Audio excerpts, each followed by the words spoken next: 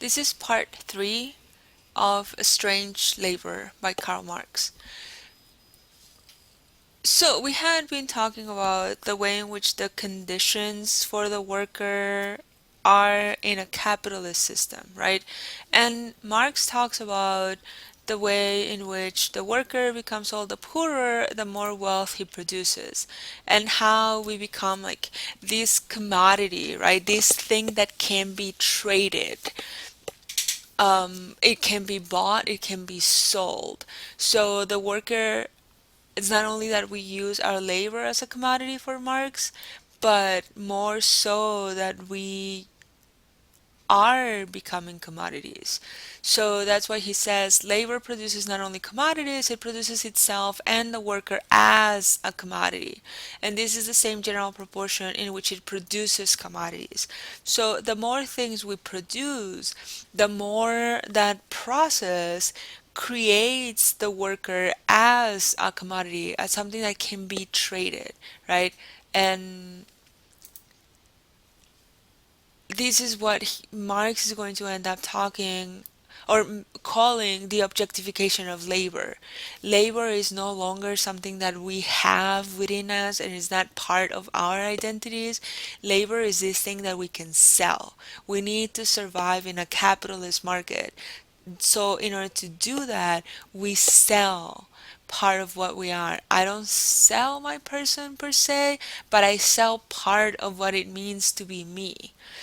It is in this objectification that Marx thinks alienation comes through. And he doesn't intend to say that we are unaware that this happens. It's more like we can't find a way out of it. It's not that we justify that these things are happening, that this appropriation as estrangement, as alienation are happening. It's more like because we are so embedded in a capitalist system, there's not much we can really do. So, this is how I try to explain it. We've always had labor, right? Think about, as Marx does, the ancient times when somebody would be their profession. They were experts in their profession. If they were a shoemaker, they would know exactly how to make shoes from beginning to end. They sometimes, in most cases, they would make um I just realized that there's a misspelling on the slide and it threw me off. Sorry about that. Um, if I am a shoemaker, I design my shoe. I have contact with my client. Ancient shoemakers and like really expensive shoemakers nowadays, they have to get together with their client and they take measurements and they try the shoes with them. They have this relationship directly with the client that they have. But in modern day, or what Marx is addressing even in his essay, that is not the case. We have that labor is what we do, the sort of chores we perform. We don't, most of us are not shoemakers, right? We work for a company that makes shoes. And when you think about what these people actually make, what we really make, has become so fragmented that we can't claim that we actually make anything anymore. Maybe I press a button, maybe I wait a table, but I don't know that I can express myself through the work that I have, right? So labor becomes this thing that is related to us, but almost as an external force, as something that we have that we can use in order to earn a salary, something that allows us to get some sort of compensation and be able to function in society, even if it's not in a fully developed way, even if it's not something that turns us into fully human beings or fully functioning human beings, right? Labor is this way in which we use part of ourselves, usually thinking that it serves a purpose of feeding into or working for other things of ourselves. But in most cases, it is labor that guides our schedules, right? There's a reason why you guys are taking an online class. There's a reason why I'm teaching an online class. It's not a totally free decision. Is that we are working with so many other factors in our lives that we have to find a way to work while we still do other things instead of doing other things while we still work, right? So this is how alienation happens for Marx. Alienation is this idea that the more we put into, and he says God here, but think about it, it's also the project, the work that we do. The more I put into it, the less I have of myself. The more I pour myself into my lectures, the more I pour myself into my work, the less time I have to do other things that I find interesting as well. But if I don't do my job well, there's no possibility of me doing anything else because I need to survive, right? So I put my life into the object. But so my life is no longer mine because the demand of work, the demand of labor is actually going to tell me how much I can do, how much I can resist, how much I can express myself, right? So this alienation of the worker in my product is not only that my labor becomes an external object, but that it exists outside me. A labor that exists aside, sorry, a labor that exists aside me. I'm going to use my own experience, but by no means uh, this means that I think that my experience is more valuable than yours. I just don't have you here to ask you, right?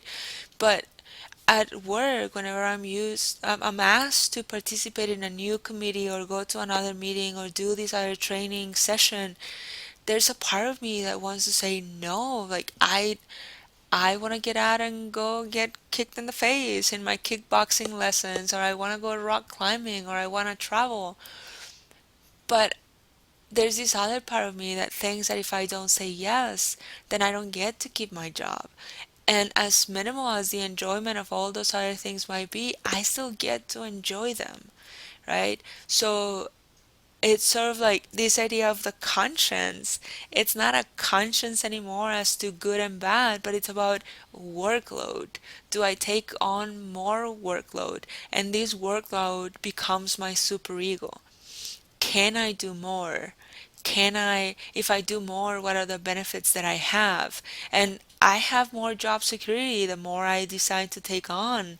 But that also means that it's the less I get to enjoy myself, the less I go to a movie, the less I go out with friends, the less I learn new skills, the less I knit at home, right? So this is the alienation Marx is talking about.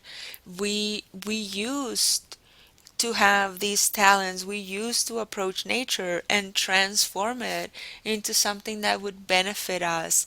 He is not totally sure that that's what happens anymore. He says, and I think this is like fantastic with discussions that are happening worldwide about the privatization of water, right?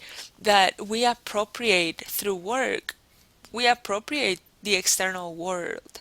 But by doing that, we deprive ourselves of that means of life. The more we follow the Lockean idea that it is labor that transform natural world into property, the less we can use the natural world because somebody already claimed it. So I don't know if you guys know about Monsanto and the way in which Monsanto has been going to villages in Africa, for example, Guatemala, El Salvador, Brazil, and they figure out the genetic material of these grains, coffee, corn, and then they patent that genetic material. But that genetic material wouldn't exist if it hadn't been because these tribes, these villages took care of this corn or this coffee, right? But now because it's patented, some of these people have to pay Monsanto in order to use the product they themselves helped develop. So this is just a small rant that I would have in class about Monsanto if you guys were here.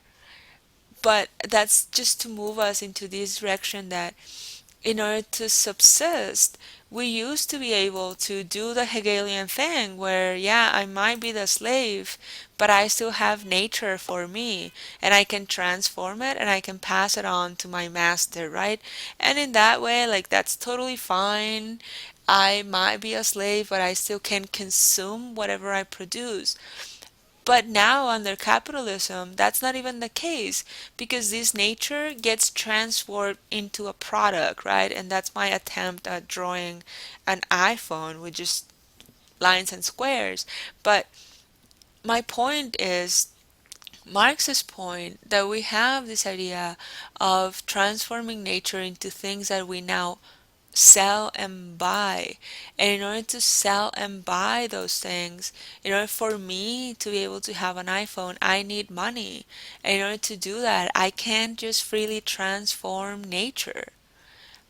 That money presents such a pressing force over me that I have to go and work for the iPhone making place or iPhone selling place or whatever in order to get a salary, in order to get money to not be able to afford the iPhone, right? This is the real conundrum of capitalism, that the more I work, the more I lose myself into my job, and it doesn't even guarantee that I can really have access to the product I help create.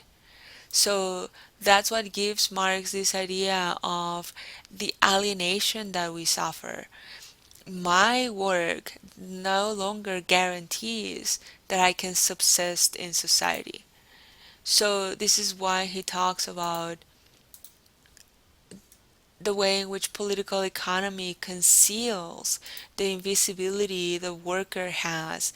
The less we see the worker, the less we talk about the worker, the more we can create this fantasy that capitalism works, that capitalism produces something where the worker is getting the short end of the stick every time. And we need workers in order for capitalism to exist. We need those who are going to be exploited. We need those who are going to be almost giving their labor for free in order for capitalist companies to make a profit, right? So I'm going to put a link to a show that's called This American Life, and a very interesting episode they had on um, how 25% of Americans are using the benefits of the American with Disabilities Act. And that actually relates a lot to our discussion of Marxism. In the Hunger Games, you can see that there's this hovering presence of capitalism and how the people in the capital get to enjoy the fruit of the labor of everybody else, what everybody else in the other like 12 districts are just a show, they're just a tool for the bigger people in the capital. So this creation of classes. And while you're analyzing Fight Club, pay attention to what they say about IKEA and what IKEA gives us, right? It is related to these four kinds of alienation. We're alienated in the product that we produce, as in we can't buy it anymore. It is not us, and we like benefit too little from it.